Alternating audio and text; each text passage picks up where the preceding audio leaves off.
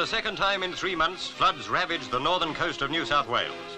200 square miles of Australia's richest dairy farming area lie submerged. Devastated by the swirling waters is the town of Kempsey, where the River Macleay rose 5 feet in one afternoon. Stock losses are set at £3 million. More than 15,000 cattle are drowned. Hundreds of rotting carcasses litter the countryside. The loss in dairy cattle may bring a reduction in butter exports to Britain. Once thriving Kempsey is now nothing but mud and wreckage. 15 people are known to have been killed, hundreds more are missing. 6,000 are homeless. That was a terrible flood. Nobody was prepared. No warning at all. That's why I think there were so many caught in Kempsey. The river broke first, and of course, that's where everybody got caught. My father-in-law was told to shift the cattle, and he said, no, they'll be all right. But of course, the flood came over the river, and the backwater came. They were all drowned. They were hanging on the barbed wire fence, and the noise of the roaring of the cattle and the noise of the river, I don't think I'll ever forget it. It was absolutely terrible. It was unbelievable. I think they might have called it nowadays what they call a rain bomb. All the water from up the river, from Bellbrook, Kamara, all them places, just started building up, and they all got hit at once with this rain bomb, and it slowly moved down. It was the noisiest thing. You wouldn't believe the noise. It was that damn loud, roaring. And I said to Mum, what's that? She said, that's the water coming down from up top. It come down like a waterfall, about 3 or 4 foot high, you know, and it was damn roaring. It hit the viaduct, nothing really happened. The water just eddied around it and built up, and then some logs come down from Hennessy sawmill. Yeah, it found the spot too. We're looking at it there, and I said, Mum, there's something funny going on out there. Why? Because the viaduct was going like that. Completely knocked it over.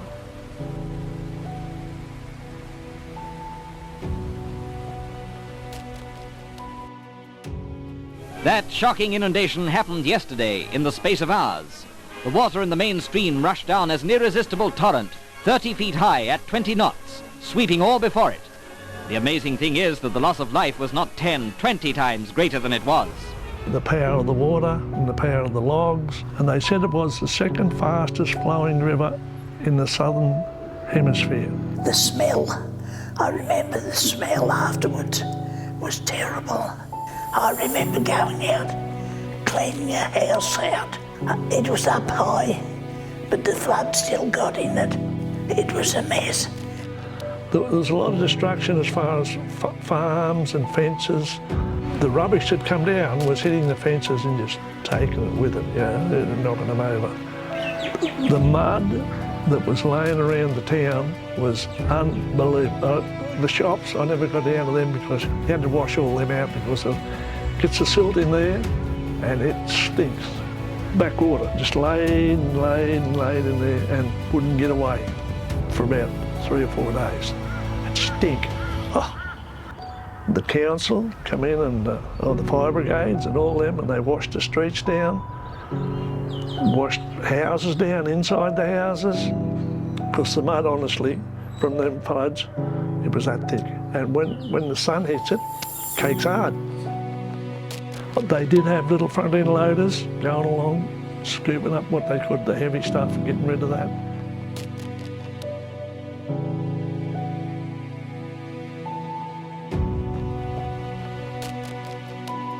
They got the cattle off the fences in Gladstone, and they tied them up and towed them to the river because they were drowned anyhow, you know, but they had to get rid of them. And here they were. You'd see them floating down the river. It was terrible, terrible. the waters recede, Kempsey takes stock. The Australian government have given £40,000 for relief work, but with the damage set in millions of pounds, it is left to the people in this disaster area to fend for themselves. Like their forefathers who wrested these homes from the wilderness, they will start anew. The Macleay River is very important for our people. I grew up on this river. Our people camped all the way along the river in the early days, and we just enjoyed life on the river. You know that it gave us connection, education, and it had a lot of life in it. A lot of water in the river. It was so wide, we couldn't even swim across it as kids. It was very important back then, and it's still important today. I've seen floods come and go in this river, the big ones, the little ones, and sometimes they destroy the river too in a lot of ways, but sometimes they change the river flow too. And every flood is different. It depends on where the rain falls, and it depends on how intense that rainfall is. We have a huge catchment of about 11,500 square kilometres in total, and it ranges greatly in topography. So we've got basically from quite high elevation, particularly when you're talking Australian standards. You know, you're talking up to about 1,400 probably in the more extreme, down to almost below sea level in some of the floodplain areas.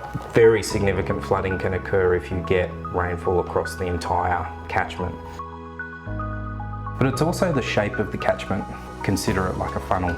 The high tablelands area to the west of the catchment fans out and is quite broad, and it funnels in through the gorge country and eventually flows through Kempsey.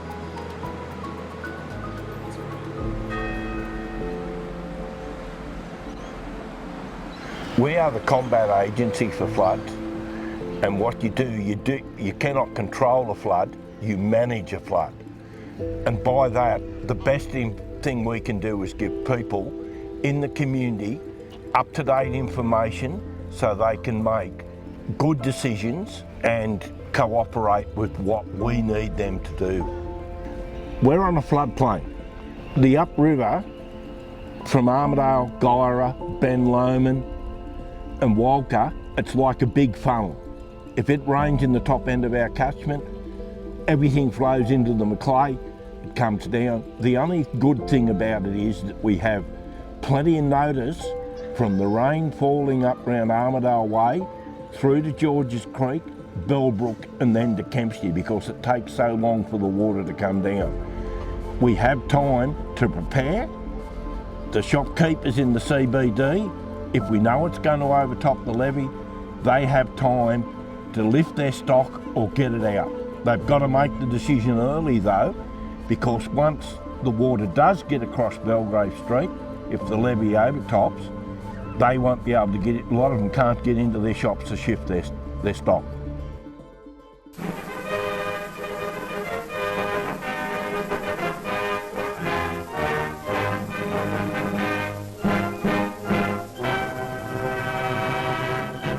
In the gap between the 49 and the 50 flood, there would have been roads that weren't open very long. Most of the timber and the logs and all that were gone. So when the 50 came, there wasn't the debris in the river like there was in 49. And I remember standing up on the landing looking down at the water below. I couldn't believe the water was running through the bottom floor of the guest house. When the 50 was coming, particularly in our family's case, everything got done so different. There was not a lot of cattle to shift for a start. It was only 10 months later. The kids were taking the Gladstone first up. As soon as it looked like a flood come, the hairs were still standing up on the back of our neck from the 49 flood. So it was fresh in your mind.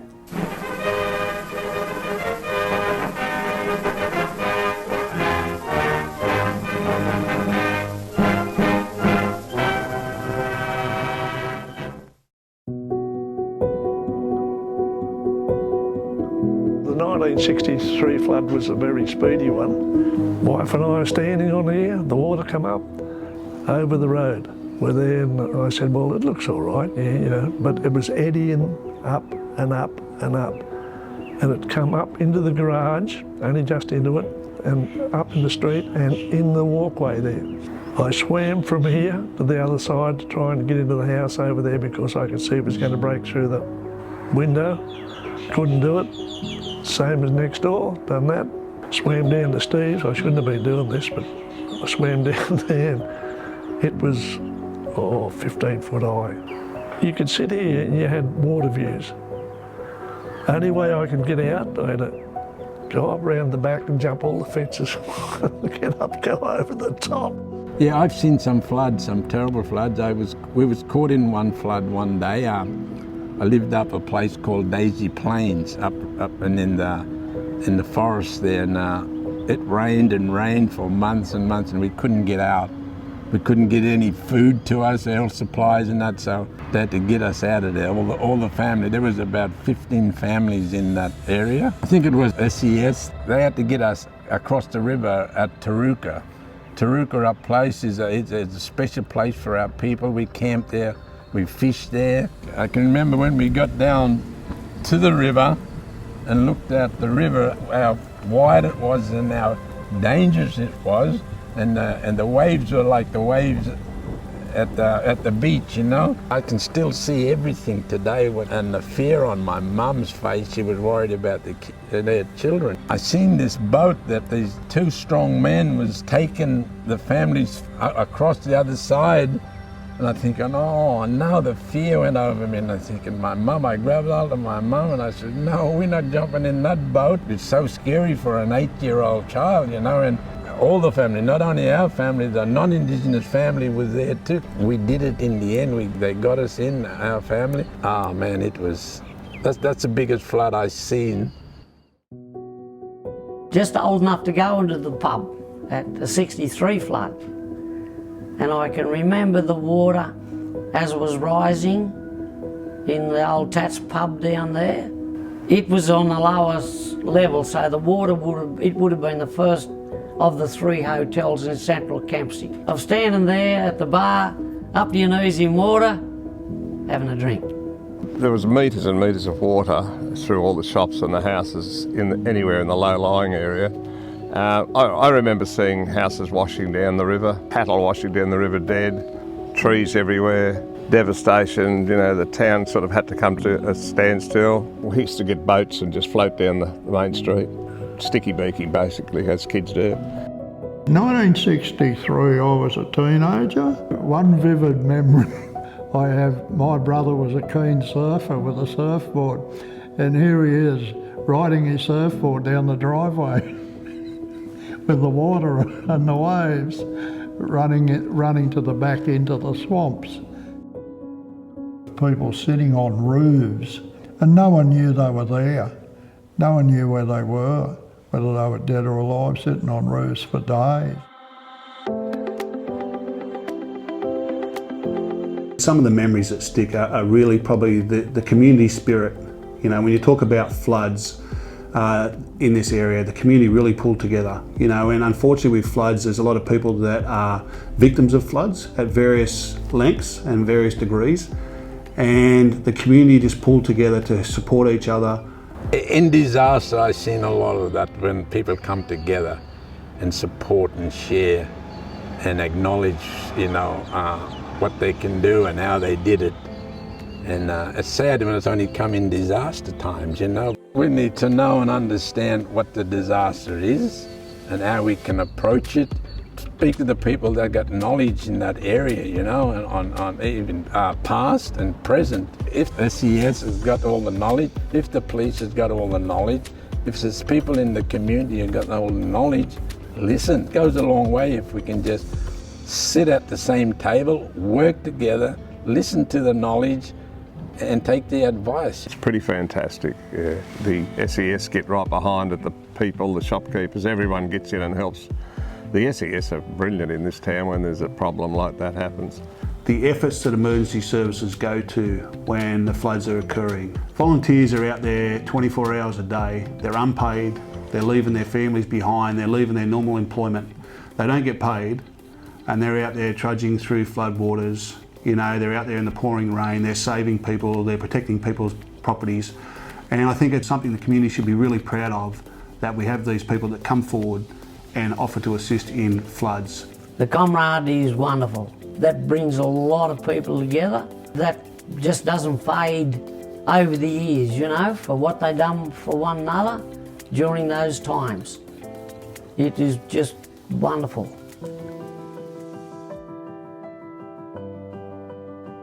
We have a vast array of infrastructure that's been constructed late 60s, early 70s. We've got urban levees, we've got rural levees, and we've also got what we refer to as the flood infrastructure. But ultimately they're a series of gates. Basically their main function is, in a minor flood event to a moderate event, to try to keep as much water within the river as possible and direct it out into the ocean, rather than that water getting out into the floodplain that is used commonly now for agriculture. So naturally, without those levees and structures, in a flood event, water would spill out into those floodplain areas. So the construction of those infrastructure and levees was to protect that land, and also to protect, you know, townships and residences like Smithtown, Gladstone and Kempsey CBD and so on. So we start basically from the outset. As soon as heavy rainfall is predicted or potentially a flood watch is issued, that's when we'll really kick into gear and start monitoring things.